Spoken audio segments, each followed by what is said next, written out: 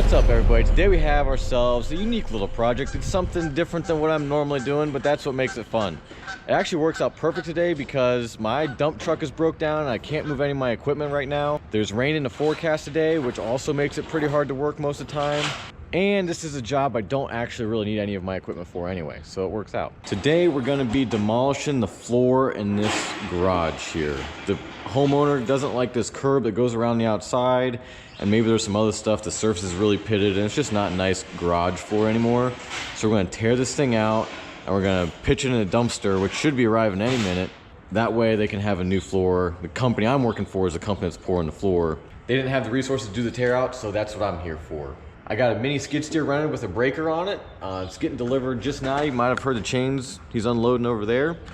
So once that's ready, we'll get to breaking and busting, and we'll see how this goes. I don't know. I've never done anything like this. Doing demo with small machines is a challenge sometimes. So we'll see what that's like. I couldn't get a full-size skid steer in here because this door is only like 6.5 feet. And most skid steers are right there at 6.5 feet tall. So the mini skid it is. First things first, we gotta cut this slab because on this side of the garage, the slab goes under the door and under the supporting post for the header that goes across the garage door here. So we're just gonna make a cut here and they're gonna tear that out later by hand when they rearrange the door and everything.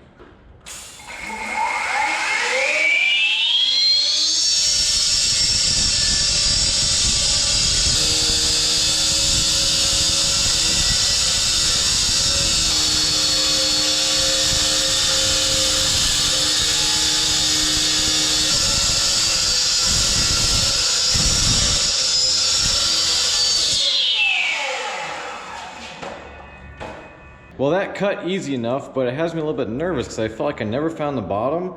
I'm really banking on this thing only being 4 or so inches thick all the way up at the back there, maybe a little bit thicker down here. We're gonna have to find out if that's gonna ruin our job for us. Next thing to do is to get in there with our machine here and start busting things up.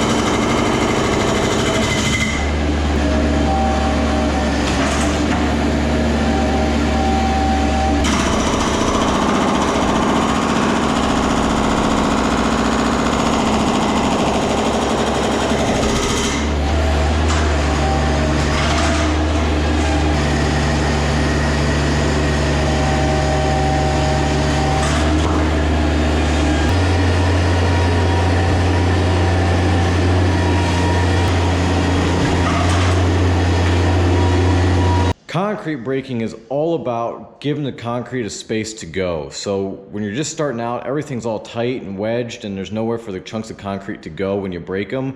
It's really tough getting started. We've pulverized this area enough. I've got some chunks tossed out of the hole. I think we're gonna be able to start working stuff into that void that we've made. We'll start breaking off chunks. I'll start trying to scoot them and that'll give us more room to be more productive.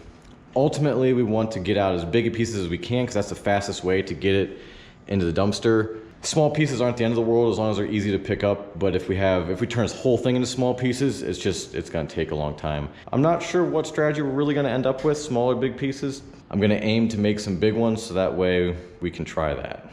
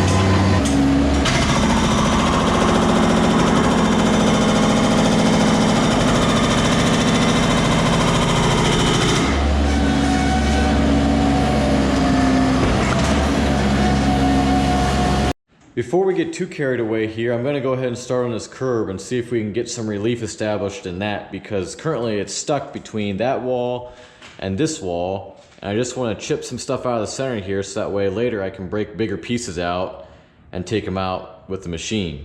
So I don't want to have this whole floor busted up before I decide to do that, but I wanted to make sure I had some relief because this slab trapped that slab in its position. So now this whole side is exposed and stuff should break off really easy.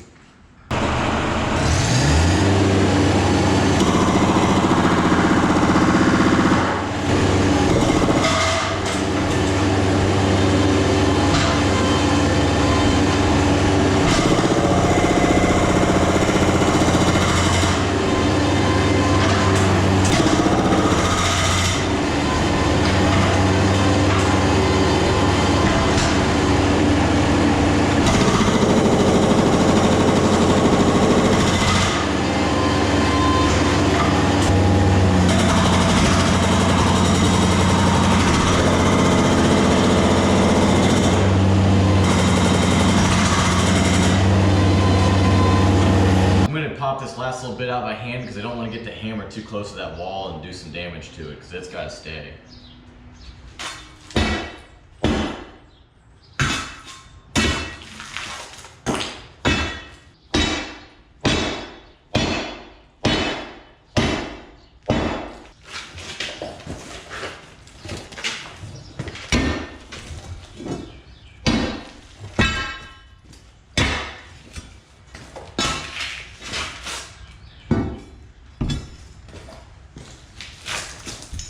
Alright, finally, that thing fought me hard. Now I've got some relief, so it'll be easy to work the rest of the stuff out of here.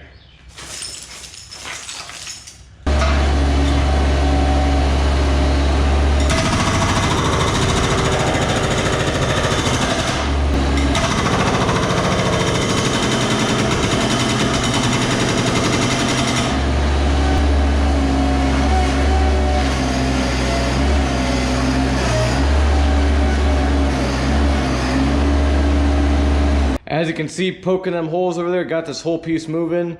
The weight of this piece, plus the way the jackhammer is a little too much for the machine, so I'll have to come back and get that out when I got the forks on, or the bucket. But that should show you at least a principle of hopefully being able to take bigger pieces out of here. I'm gonna go around now and poke lines of holes all the way around here, and so hopefully that'll give me the opportunity to break these things out in bigger chunks, carry them out, put them in a dumpster. Just saves the time of chasing a bunch of little pieces around with the bucket.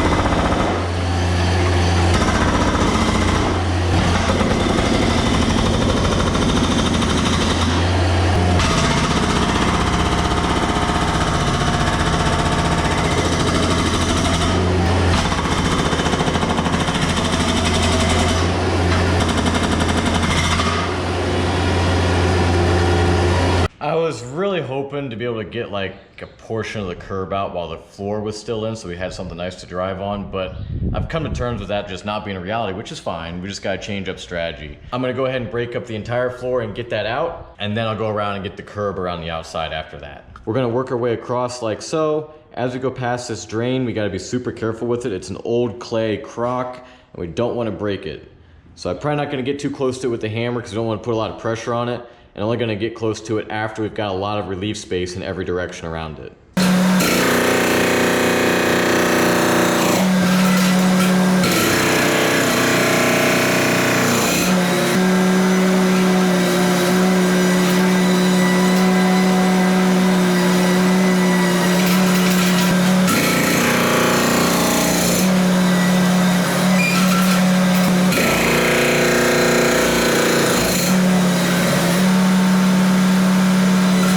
I got the floor all broke up. It's in big pieces. These pieces are still in place, but they are broke. You can see the cracks there and whatnot. I got the bucket on the machine. Let's see if we can load this stuff out.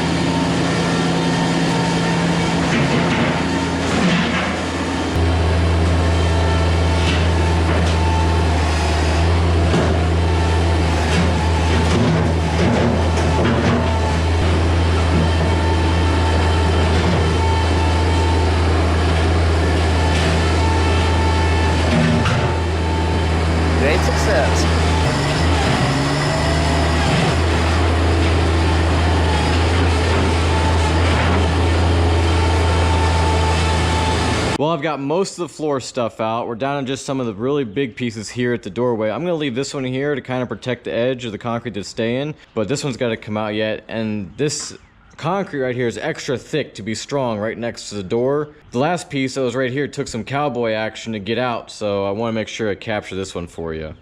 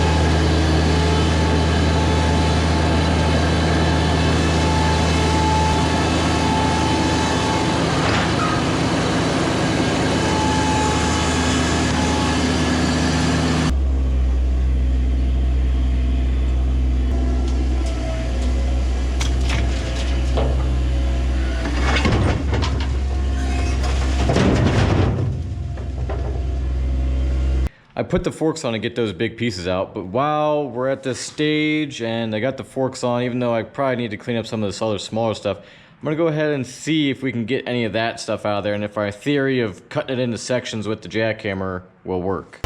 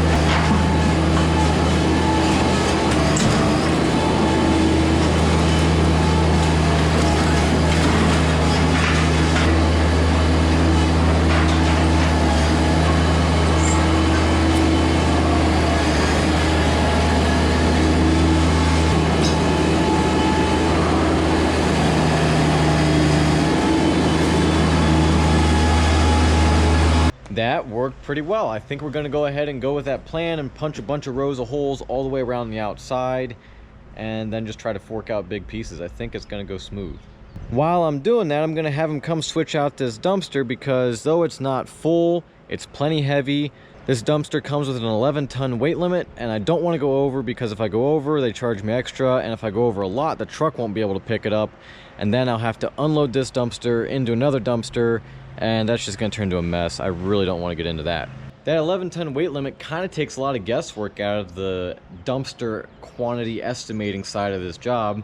I had to provide a lump sum value for this job as to what it would cost before I started, and so it's really easy to measure out a slab of concrete and determine how much it weighs based on how big it is. This one's a lot trickier because there's a lot of different thicknesses of concrete.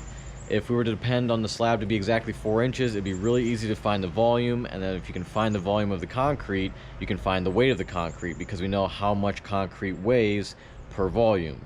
At least we know pretty close. Close enough to get really close numbers on how much weight there is in that garage floor. If we were to do it all by volume, things get a little bit messier because the broken concrete in a dumpster, as you can see, takes up way more space than it would if it was just solid. And when it's in the floor, it's solid. So you have to break it up and put it in a box, and when you do that, it takes up way more space. And so there's a lot more variability there, and so it gets a little bit trickier to estimate those volumes. But thankfully, this situation, we're going by weight.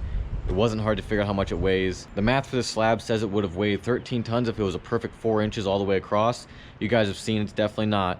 So tell me what you think the total weight of this slab is going to be. The dimensions are 22 feet by 24 feet. So if you want to do some math real quick and kind of figure it out, the conversion factor I use is that 1 yard of concrete, 1 cubic yard, weighs exactly 2 tons. And that's really pretty close. It's not far off of that. 2 tons is a number for wet concrete.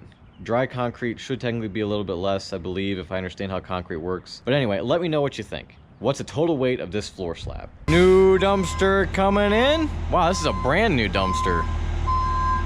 Inside's still clean. Looky there. Now to pick this one up, because of a curb that's way up in front of the truck there, he's having to hook onto it at an angle, which means that as he lifts it, he'll have to get the truck back under the dumpster and get lined up with it, which will take quite a trick. I mean, it's not really easy to do, but we'll see if he can get it. All right, he's got it hooked on. Up it goes. Ideally, he'll keep these little rollers on those boards down there too, which is also gonna be tricky. Truck's lifting that, no problem. See, he's backing the truck around. Pretty much backing the truck up under the dumpster. He's got his steer tire straightened out now, so he's coming straight back. Doing really good. He's keeping the little steel wheel on the wood down there. Oh yeah, no sweat.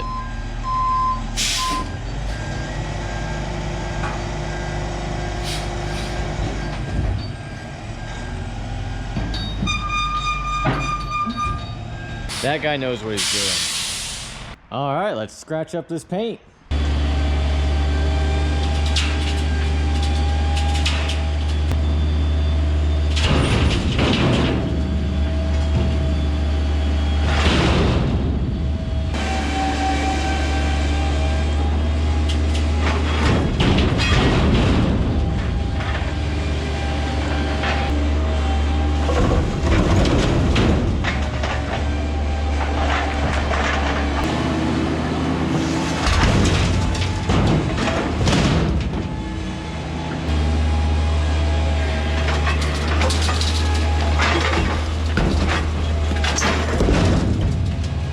Well folks, there we are. We got a decent little bit in there, and definitely not full, but that mount would not have fit in the other dumpster and definitely would have been overweight. We got all the debris out of the garage. He'll be ready for the concrete guys to come in, grade it out, probably put some more stone in places and pour.